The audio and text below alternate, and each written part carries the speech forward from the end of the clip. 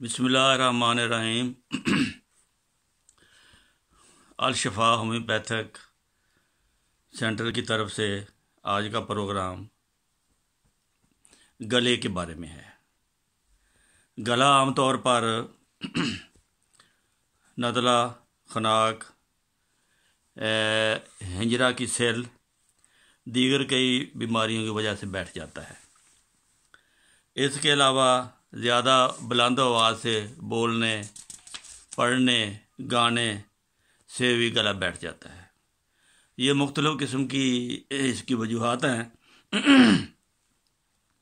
आवाज़ का ज़्यादा इस्तेमाल जब हो तो आर्नी का 30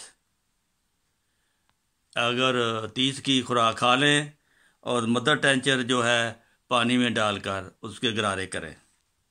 ये हर 2 घंटे के बाद अगर आप करेंगे तो ऐसी सूरत में आपका गला जो है वो ठीक हो जाएगा, बशर्ते के ज़्यादा बोलने से हुआ हो। दूसरी दवाई फेरोमोफास है। इसका भी बिल्कुल आर्निका की तरह गले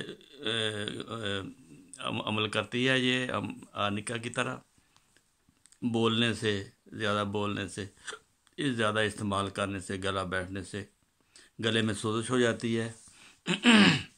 तो इसलिए ये फेरोमोफास भी 6x में ये मुफीद है। इसके अलावा नज़ला ज़ुकाम की वजह से गला बैठ जाए, ख़ास तौर पर सुबह के वक्त ऐसा हो तो कास्टिकम 30 दें। और अगर शाम को गला बैठे नज़ला ज़ुकाम की वजह से तो उसका इलाज है कार्बोवेज। ये 2 तफरीक है इसमें। सुबह नज़ला ज़ुकाम है, सुबह के वक्त कास्टिकम। अगर शाम को ज़्यादा तकलीफ़ होती है तो कार्बोवेज है। अगर मरीज़ पुराना खांसी का मरीज़ है और सेलो देख की तरफ उसकी माइल है तबीयत, तो उसके लिए फास्फोरस फिर काम करेगी।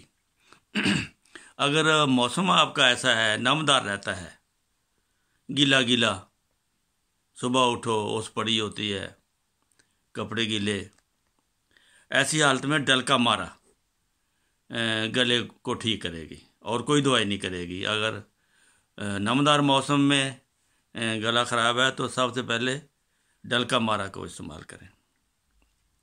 इसके अलावा अगर किसी दवाई से आराम ना आए तो हैपर सल्फर दें। अगर ठंड लगने से यकदम गला बैठ जाए तो बोरेक्स दवाई है वो मुंह में रखें। और इसके अलावा एपिकाक भी गले के लिए ठीक है। इसके अलावा गले की बीमारियों में गला बैठना है, ये गला बैठना था। दूसरा मैं चंद दवाइयाँ आपको बताता हूँ। गले पड़ना, लॉज़तीन पड़ना, जो गला यहाँ से सूज जाता है और अंदर से सूज जाता है और सोज बाहर भी आ जाती है। अगर अक्सर बार बार सर्दी लगने से ये तकलीफ़ हो, लॉज़तीन बढ़ जाए तो बराइटा कारब भी इसको कहते हैं, BARYTA।